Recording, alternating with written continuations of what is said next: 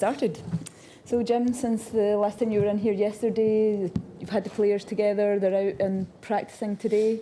How are things going? How are things feeling amongst the team today? Pretty well. I came in here after guys got through the 9 holes. They were just finishing up the front 9. They're just trying to learn the golf course. I said yesterday, one of our keys really would be these 3 days of prep, Tuesday, Wednesday, Thursday. If I've got 6 guys that have seen the course, 6 that haven't. They're mixed up today where each group has got someone that's played the golf course. They can show the others around a little. But we're just trying to figure it out. Europe knows this golf course well. They've played the French Open here. We're trying to figure out the setup and what they have in store for the week. So 3 days are important. Right now my guys are all going to play 18 today. I think the fresh air, the walk, the camaraderie, really trying to get rid of jet lag, trying to knock some of the dust off and the cobwebs from a long flight. And we'll start getting down in the particulars the next 2 days. But right now I really want them to learn the golf course, get an idea of what they can do off each tee, where the wide parts or the least narrow parts of these fairways are. There's not a lot of wide parts out there. But trying to figure out where to hit the ball and where to go. And Europe had the opportunity to set the golf course up, so we're trying to figure out what they have in store for us this week. And question 1 is down here at the front. Hey, Jim. Phil and Tiger have made no secret of the fact that their relationship now is much better than it used to be. How much has that helped the overall team dynamic that you guys have had both 2 years ago and this year? It definitely doesn't hurt, but both Phil and Tiger have been really involved in our team atmosphere, have been leaders in our team room. Tiger doing it as a vice captain the last couple of years, but as a player before. Phil hasn't missed a team event in, whatever it's been, 25 years. So both of them have been huge leaders in our team room, have helped the younger players significantly, and I know both excited to be playing this week. And the first time they've both been on a team together in quite some time, so that's a lot of fun. But they've always been big helps in the team room and guys that we've relied on. Captains have relied on in the past, players have relied on. Microphone 3 in the centre aisle here. Jim, can you talk specifically about Phil's leadership and what he actually brings to the team room? I mean, he's never really served in that role, but it seems like he's always kind of been a default leader. Yeah, I think one, he's got so much experience. He hasn't missed a team since, help me, maybe 95, where he's been on every Ryder Cup, every President's Cup team. He's seen the inner workings of the team room, the captains. I think, one, Phil, and he's always trying to find a way to poke fun, trying to mess with someone. He's telling a story. Sometimes you're not sure if they're true or not. Sometimes there's little bits and pieces in each of those.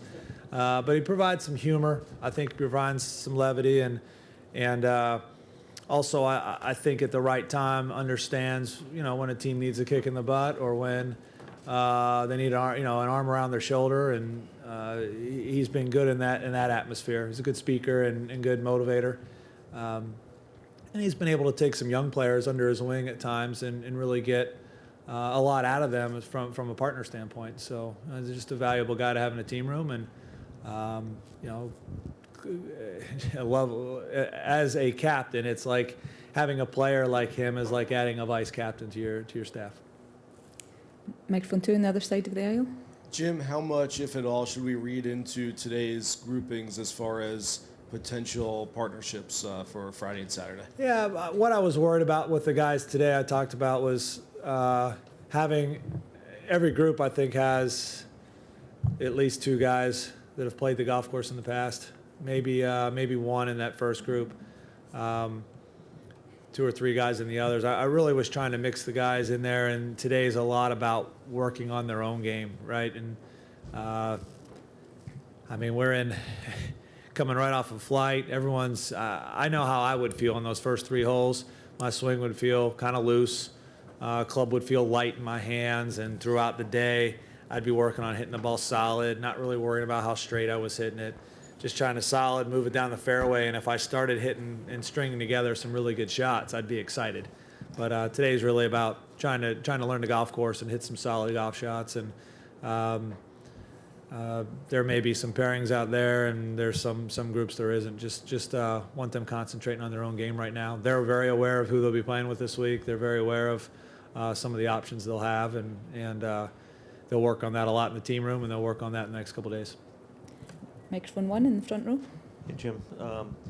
With regard to doing the pairings for the foursomes and four balls, can you, unless you'd like to divulge, which I know you won't, can you talk about the inner workings and the machinations of putting guys together for each of those competitions and what goes into it? Just for four ball and foursomes? Differences there. Well, I mean, you start out with, you can look at it from a personality standpoint. You can look at it from a technical or data standpoint. I think that, again, changes per golf course. I mean, how we may have paired guys together at Hazeltine, because it's a significantly different golf course, a much longer, a much more open golf course, versus here being not nearly as long, a much tighter golf course. You may want to change the type of players you play next to each other and how you may take it, try to take advantage of strengths for a golf course. So there's a number of different aspects that go into it.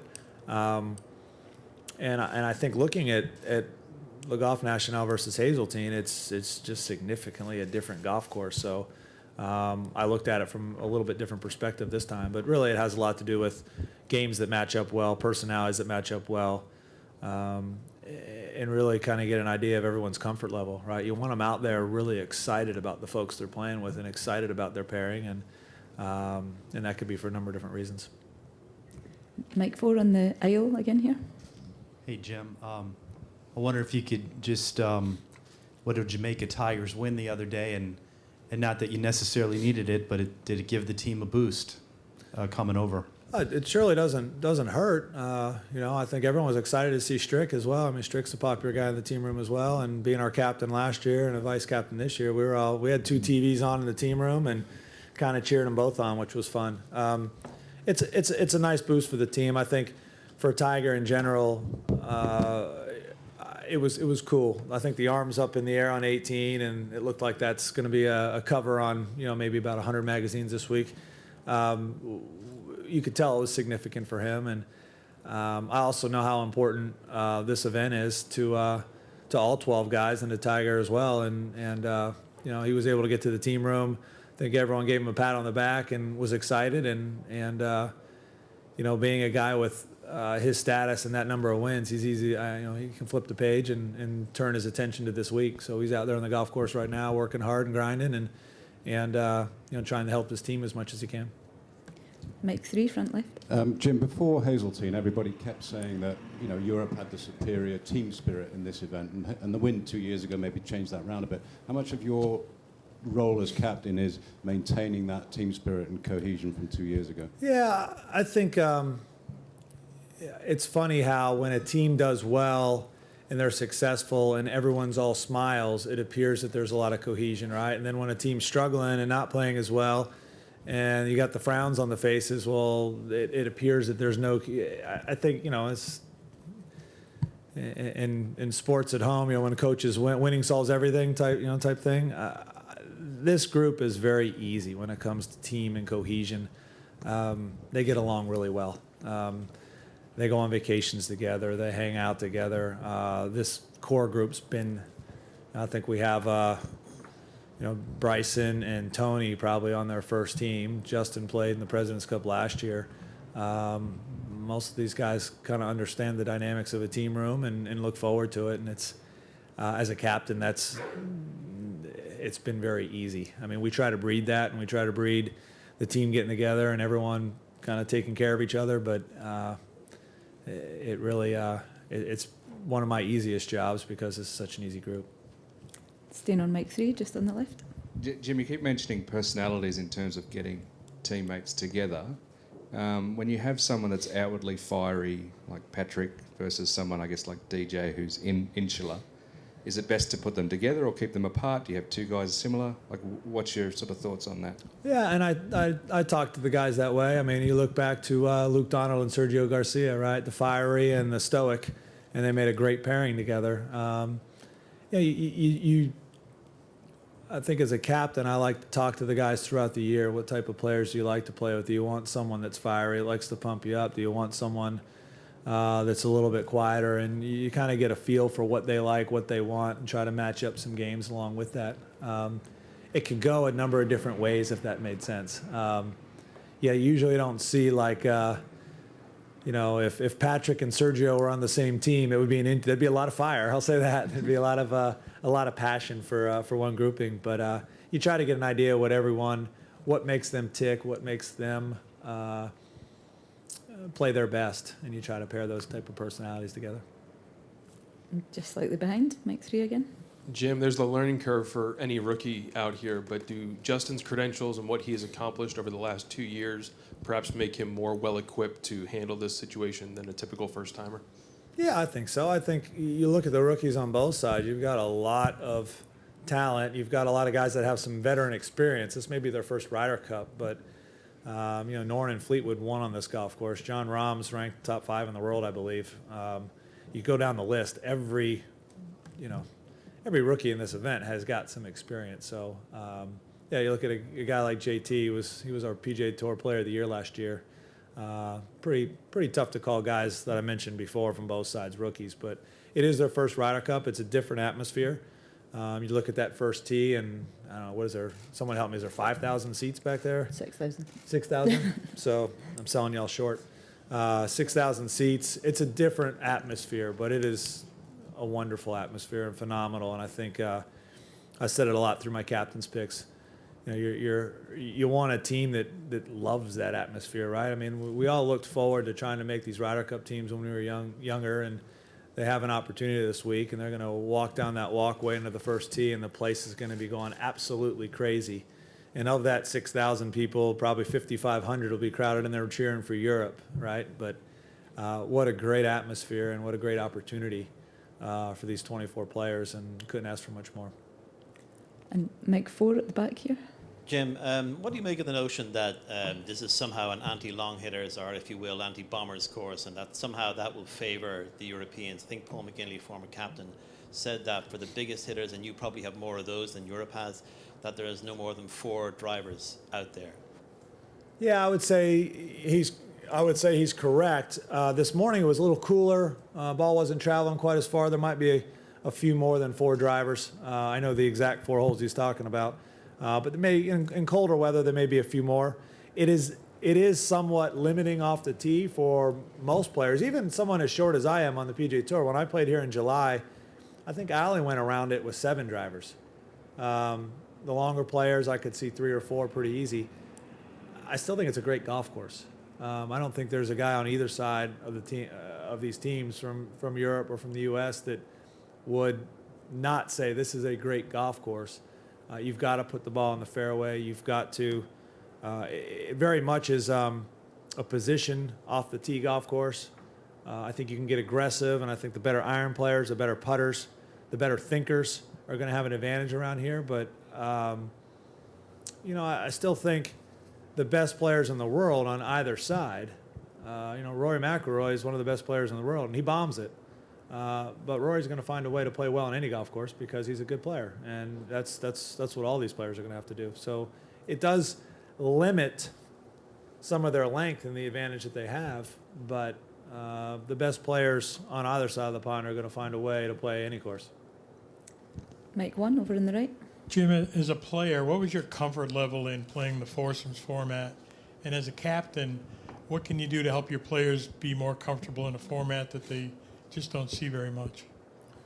It's interesting. As a player myself, I love the format. I always, when asked by my captain, I always wanted to play the foursomes. And even if you're going to play me 2 sessions and that's it, I want give me the foursomes because I love it. I think it favored my style of game. A consistent ball striker, a guy that gets the ball in the fairway. It puts a lot of pressure on your game. I enjoyed it. I enjoyed the team atmosphere of it and working with my partner. I think you try to identify the players that are comfortable in that format, that you feel like the style of this golf course, the way they play the game, how much they enjoy that that type. I've had a number of players on my team come to me and say, I love foursomes, and history shows why, because they have pretty good records in that format. So you try to match up those guys the best you can and get them on the golf course. But I have a lot of confidence in all 12 of the guys, and they all have, partners and scenarios to be out there in foursomes. Mike Winnigan in the front row. Jim is a pretty low-key, stoic guy yourself. Can you describe what some of your feelings have been on the first tee at Ryder Cups and how different of a dynamic that is? And obviously with the, I know you just addressed, how large this gallery is going to be here. When you go into Augusta or wherever else, you're kind of there on your own. But, you're kind of, you know what I'm saying? How much of a different dynamic is it with that atmosphere at the first tee here? Tell you, the one thing I'd say about Augusta, I remember hitting my first tee shot ever at Augusta in the Masters, and Byron Nelson was on the tee. And the crowd wasn't obviously that giant, but the fact that Byron Nelson was there sure made me nervous. I don't know why. He's such a gentleman, but one of the best ever. The Ryder Cup first tee, there's nothing like it. I mean, it is an unbelievable experience. I still remember my first shot, who I was playing with, what club I hit. I remember everything about that first shot in my very first Ryder Cup in '97. There's a mixture of both nerves and excitement. I mean, just so wired and jacked up. I hit the 3-wood at Valderrama so far. It might be the longest 3-wood to this day. I outdrove everyone in my group by 20 yards, and I was by far the shortest guy in the group, but I was just so jacked up and flushed it. And the guys are going to go through a lot of those emotions. But I can't think of a better atmosphere and more fun. And as far as like personal versus team, I don't really think that changes the nervous part of it. They're going out there in a team format. You've got support, you've got your partner. I see it as comforting going out there in a team atmosphere, and even in in 4-ball you got 2 guys going out, and that's how we're starting. I love it. I mean, I look up there and I see the fans chant and they're singing songs and give us a wave. Place is going absolutely, bananas, and it's an atmosphere that I always just loved. And yeah, the club feels light, and sometimes you don't remember the swing very well because you were nervous, but that's the spot that every one of these guys on both sides wants to be in. Just as a quick follow, who did you play with and who you played against? I can't remember. It's Tom Lehman. We were playing Per Ulrich, and I just had it. It was Per Ulrich, and I was just thinking about it. Lehman, Per Ulrich, might have been Jesper, actually. Yeah. I remember everything about the shot. I cut the ball, and I ripped the draw down the middle, and I mean, it went forever. It went absolutely. I hit like 3 less clubs into that green than I had all week. I think I flipped a wedge in there. I was shocked. So Mike 3. Jim Thomas was just in here, and he said that he's about 85% through his process of thinking of pairings. I'm curious where you are on that spectrum, and if there's anything 86 over the next 3 days that could change your thinking.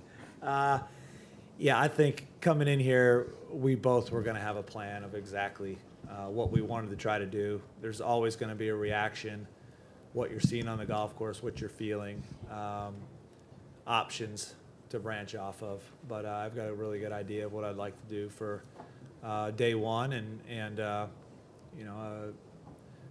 maybe not quite as exact on day 2, but have some options to branch off and work some different pairings. So, I still want to see get some reaction from the players the next couple of nights. What do you think of the golf course? Talk to me now that you've seen it, now that you've been around it. What do you feel? What do you think of your partners? They've got some options as well, and they'll tighten things up for me. They'll fill in the gaps and tighten the holes up for me. Mike Ford just behind there. Jim, what did you see in Tiger today from an energy level standpoint 2 days after his win? Seemed pretty good. I actually followed them for about 3 holes today. I had 3 groups out there. I watched each for about 2 or 3 holes.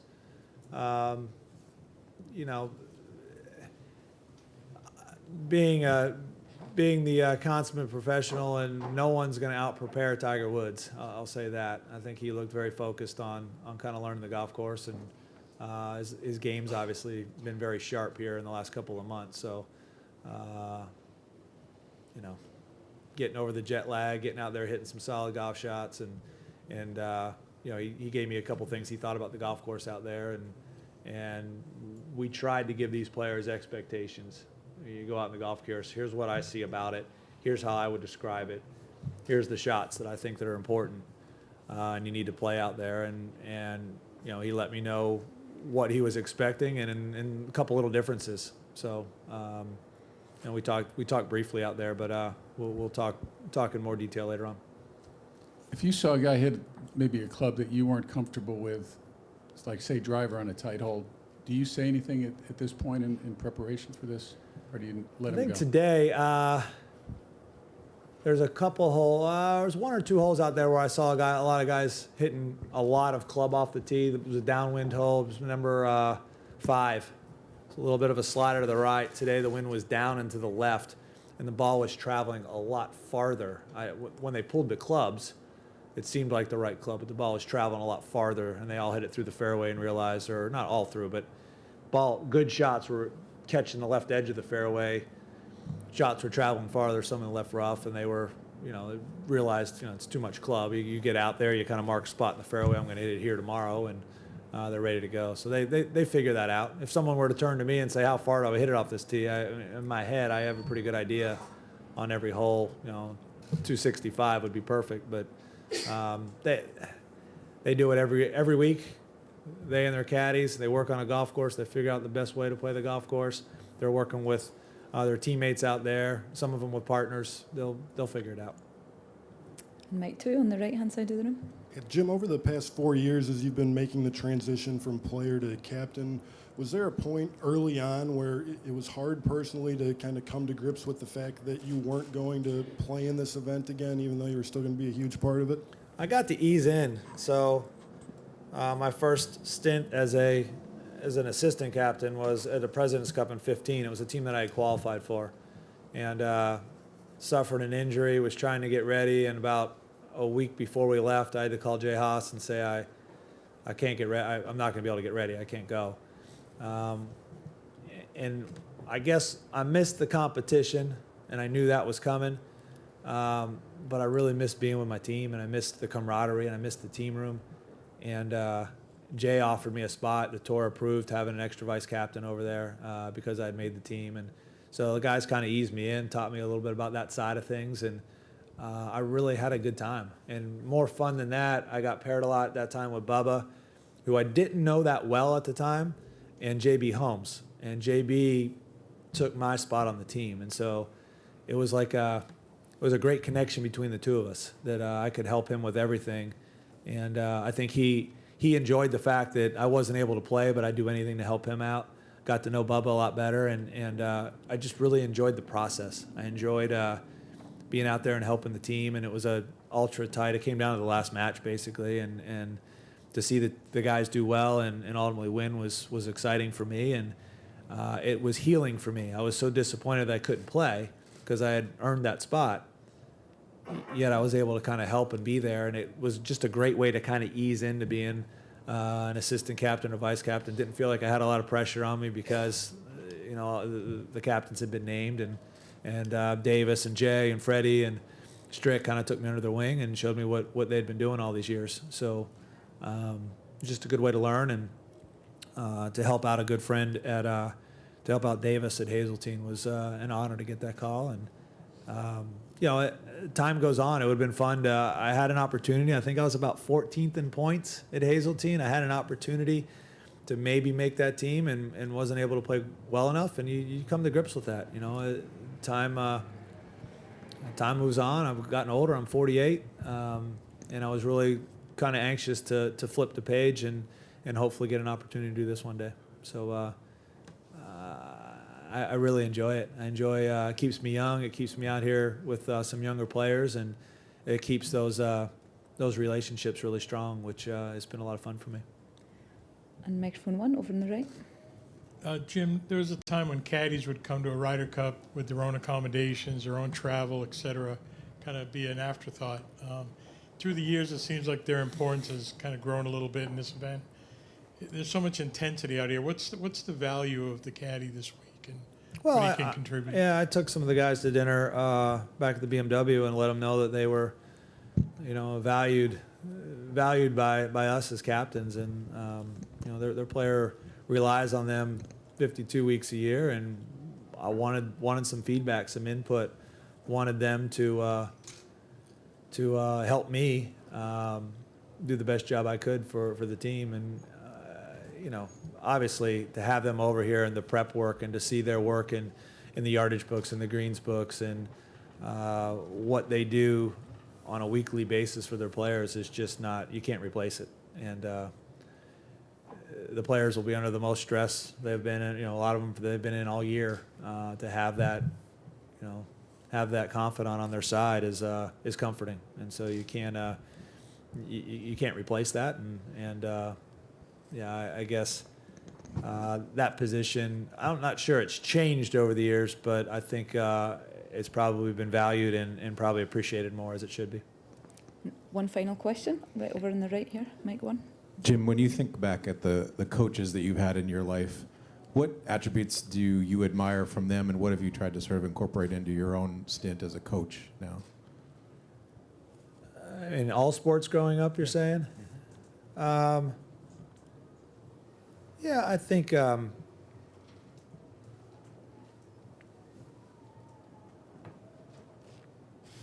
a good question. How would I answer that? I mean, my dad was my coach in golf for my whole life, and so I guess I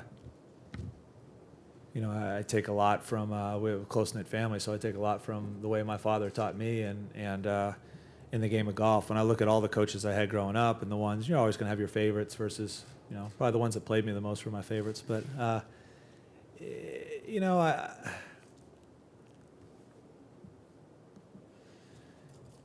breeding a team atmosphere and breeding, as I said, it's not difficult with these guys, but breeding an atmosphere. And I think I had some coaches that were very good at treating us as a team all the same as people, but they were able to communicate with each player in a different fashion. And so when I thought back to the coaches that I really enjoyed playing for, or coaches in sport today that I admire, I think being able to communicate with different types of players, with a Patrick Reed that's fiery versus another player that may not be. You treat everyone the same because they're part of the team, but you have to communicate in a different fashion. And I think great coaches are able to do that. And that's one of the tasks that I have this week. I think that's all for today. Thank you, Thanks. Jim, and thank you, everyone. Appreciate it.